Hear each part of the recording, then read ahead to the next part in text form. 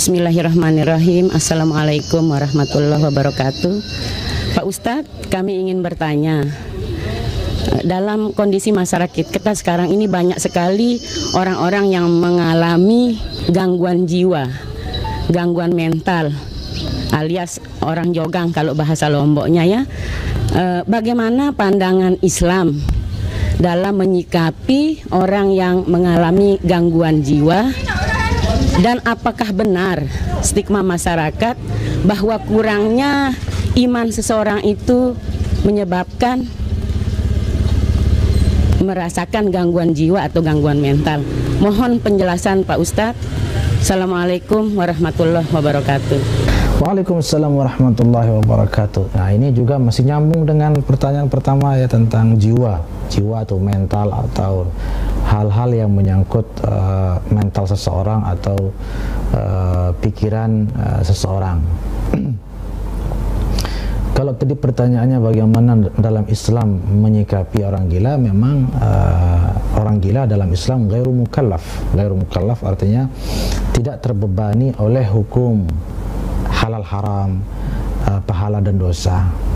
Jadi enak, ada sisi positifnya, seperti bayi lah. Seperti bayi yang ketika apapun yang ia lakukan maka dia tidak berdosa. Rufi al-qalam an thalath, kata baginda Rasulullah sallallahu alaihi wasallam dalam satu hadis sahih, bahwasanya seseorang itu dilepaskan dari beban pahala dosa atau imbalan maupun hukuman dari Allah. Itu ada 3. Yang pertama as-sabi hatta yahtalim, anak kecil itu bebas dari beban apapun sampai dia balik ya. Wa 'anil majnun hatta yafiq wa 'anil na'im hatta yastayqis. Nah, itu yang 3 itu. Orang tidur juga aman dari beban-beban seperti itu. Orang tidur misalnya dia kemudian barangkali membunuh atau melakukan hal-hal yang dosa, tidak tercatat dosa oleh malaikat karena dia tidak sadar. Begitu juga al-majnun hatta yafiq, orang gila, orang yang hilang kesadaran, akalnya itu, akal sehatnya sudah tidak normal lagi.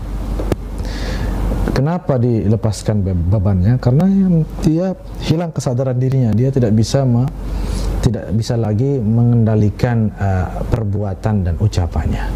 Maka Islam dalam Al-Quran Allah mengatakan la yukallifullahu nafsan illa usaha. Allah tidak membebani kepada siapapun kecuali memang ia mampu mengemban atau memikul beban tersebut. Orang gila kan tidak mampu. Tadi ada pertanyaan atau sub pertanyaannya, bagaimana jika kurang iman, apakah betul jika ada statement yang mengatakan orang yang lemah imannya maka kalau bisa bikin gila, mungkin secara langsung tidak, tapi potensi ada.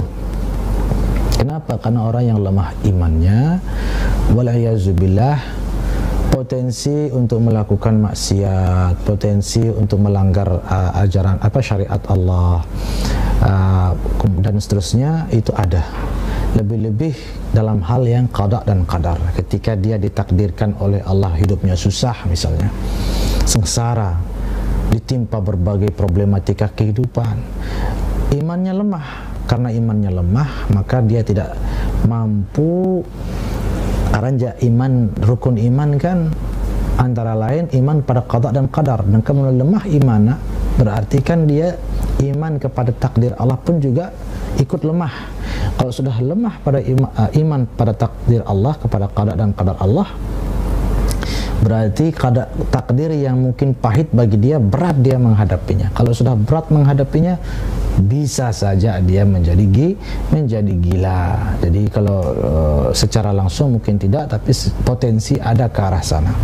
Nah, itu apabila dia tidak menerima takdir Allah, merasa berat menerima takdir Allah, apalagi sampai keberatan dan protes kepada Allah, maka itu bisa membuat dia stres, bisa membuat dia frustasi, depresi, dan berujung pada sakit jiwa, wal iyadzu billah.